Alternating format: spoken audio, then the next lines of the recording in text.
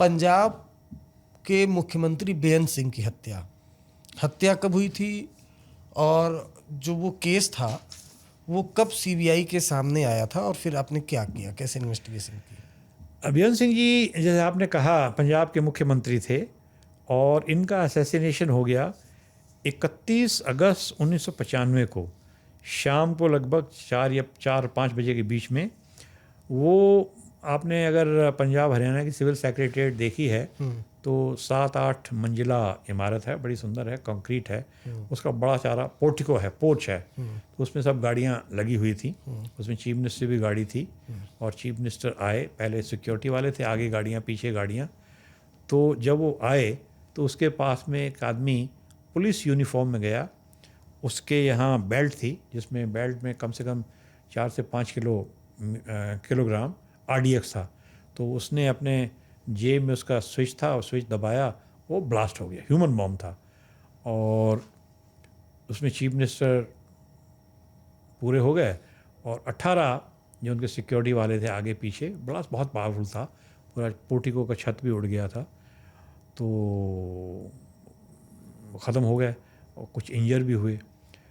तो ये 31/8 की बात है। तो बबलू श्रीवास्तव को भी उसी दिन सिंगापुर से एक्स्ट्राडाइट करा के हमारी टीम लाई थी। तो अच्छा। मैंने उससे थोड़ी बात भी करी थी, अच्छी तरह बात नहीं कर रहा था। तो मैंने उससे पूछा था कि कितना जेल में रहोगे, तो उसने कहा कि साहब ये 1.5 साल रहेंगे, मेरे ख़िलाफ़ कोई एविडेंस तो है नहीं। तो मैं चुप रहा, ज़्यादा उससे बात नहीं कर सकते थे, क्योंकि हमारी पूरी टीम को दूसरे दिन सुबह स्पेशल एयरक्राफ्ट से चंडीगढ़ जाना था। तो फिर दूसरे दिन सुबह स्पेशल एयरक्राफ्ट से डायरेक्टर CBI विजय रामाराव साहब थे और एडिशनल डायरेक्टर CBI अरुण भगत, अब दोनों ये नहीं रहे हैं, ये एडिशनल डायरेक्टर थे। और मैं इन्वेस्टिगेशन का इंचार्ज था एज ऑफिशिएटिंग जॉइंट डायरेक्टर। और बहुत टीम थी, पूरे हवाई जहाज़ से भर के गए 1 तारीख को, फिर वहाँ लैंड किए। तो फिर साइट इंस्पेक्शन किया। तो साइट इंस्पेक्शन में कुछ बचता नहीं है, क्योंकि चंडीगढ़ ऐसा शहर है जिसमें 3 राजधानियाँ हैं। पंजाब की राजधानी है, हरियाणा की राजधानी है और चंडीगढ़ है, यूनियन टेरिटरी, उसकी भी राजधानी है। तो चीफ मिनिस्टर असैसिनेशन बहुत सेंसेशनल चीज़ है।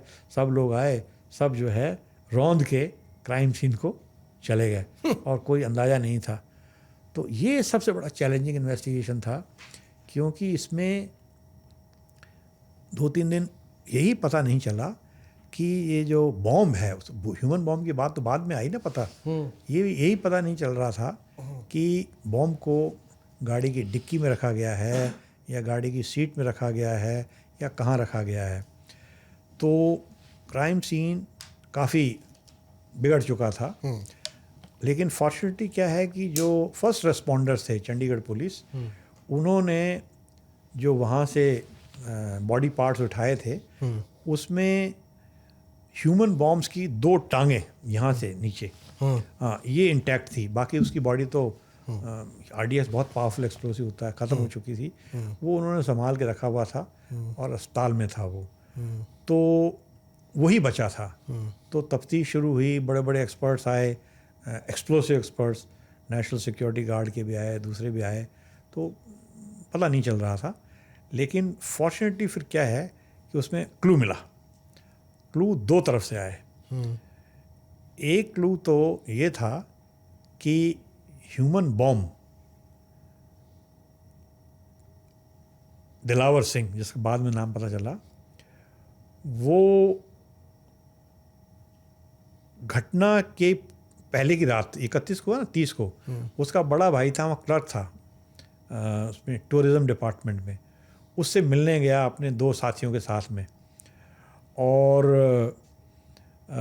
वहाँ रहा रात को।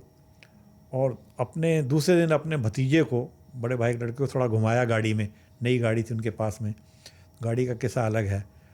तो उनको अपने भाई दूसरे दिन जाने लगा तो अपने भतीजे को अपनी गाड़ी में घुमाया, चलते हुए भाई को कहा कि आप यहाँ से नट जाओ, यानी भाग जाओ, मैं कुछ बड़ा करने वाला हूँ। हाँ, तो एक क्लू तो ये था। अब ये जो भाई था ये डर गया जब ये सारा कुछ हुआ तो चूँकि उसने ये कहा हुआ था कि मैं कुछ बड़ा करने वाला हूँ, तो वहाँ से क्लू चला थोड़ा सा। एक तरफ तो ये था, दूसरी तरफ ये था कि जो सेक्रेटेरिएट में जिस कार में ये बैठ के गए थे, वो इन्होंने कार एक बंगाली जेंटलमैन थे दिल्ली में, नंदनगरी के या कहाँ के थे, तो उससे ख़रीदी 10,000 रुपये में। वो बहुत पुरानी कार थी। अच्छा। तो उसको चंडीगढ़ ले जाके उन्होंने, एक शर्मा नाम का पेंटर था, उससे पेंट कराया था। तो जब ये घटना हो गई तो उस कार, बाकी कारें तो चली गई जो जिसकी थी, ये कार वहीं खड़ी रही। ह्यूमन बॉम्ब जो है उसी कार में वहाँ गया था, इसके साथ इसके 2 एक साथी और भी थे। तो ये कार वहीं खड़ी रही। तो उसने जब कार की फ़ोटोग्राफ देखी तो उसने लगा भाई इतनी तो इसको मैंने ही पेंट किया है। तो एक क्लू वहाँ से चला। तो ऐसे करते करते जब बहुत पूरा निराशा का वातावरण था तो क्लू दूसरे चलने लगे। और फिर हमने सीबीआई ने जो लालजी सिंह थे, फेमस डीएनए एक्सपर्ट, इनको हैदराबाद से बुलवाया।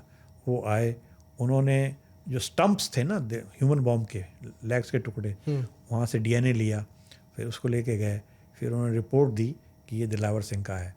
अच्छा, उसको रिपोर्ट का आने में टाइम लगा, लेकिन जो उसके स्टंप्स पड़े हुए थे उसको हमने दिलावर सिंह के फादर को दिखाया। वो पंजाब यूनिवर्सिटी, पटियाला यूनिवर्सिटी में कोई सेक्शन ऑफिसर था या कुछ इस तरह से क्लरिकल जॉब में था। तो उसने अपने बेटे के उसको देखा कि वो 18-19 साल, 20 साल का होगा, 21 साल का होगा। तो उंगलियों का पैटर्न था ना, बच्चे तो पहचानते हैं, उसकी उंगलियां पैर की एक तरह से थी। उन्होंने कहा कि ये मेरे बेटे का ही है। तो वहाँ से जब पता चला कि भाई ये दिलावर सिंह का है, तो फिर उसके साथियों की तलाश शुरू हुई। करते करते बहुत से साथी, कई नाम हैं, उसमें नाम लेने का फ़ायदा नहीं है, वो पकड़ में आ गए। और उनमें 3-4 तो पुलिस कांस्टेबल ही थे जो अच्छा। सिक्योरिटी के थे। तो ऐसे करते करते वो केस डेवलप हो गया। अब टेररिज्म में मैंने ये देखा है कि बड़े क्राइम में एक बार पकड़ में आ जाए तो फिर वो ज़्यादा हिलो हुज्जत नहीं करता है, फिर बोलता है वो, क्योंकि क्राइम बहुत बड़ा होता है ना। हमने राजस्थान में देखा है, चोरी में पर्टिकुलर कम्युनिटी है, चोरी करती है, उसको कितना ही वो कर लो, दबा लो, पूछ रगड़ लो, पूछ मरोड़ लो, बोलते नहीं है क्योंकि छोटा क्राइम है। बड़े क्राइम में हमने ये देखा है कि एक बार पकड़ में आ जाए सही आदमी तो वो बोलने अपने आप लग जाता है। तो एक बोलता है, फिर दूसरा बोलता है, फिर तीसरा बोलता है, आपस करके स्टोरी जो है कंफर्म हो जाती है। तफ्तीश में तरीका ये है कि चूल से चूल मिलनी चाहिए, टना टन बजना चाहिए, कंफर्मेशन होना चाहिए, इंडिपेंडेंट। आमने सामने बिठा के नहीं, एक ने दूसरे की बात सुन ली तो फिर तो सब हाँ में हाँ मिलाते रहेंगे। अलग अलग रख के वो जब वही बात बोलते हैं वो कंफर्म हो जाती है। तो ऐसे करके 1 महीना हमने कैंप किया अपनी टीम के साथ में वहाँ, तो इस तरह से केस खुल गया।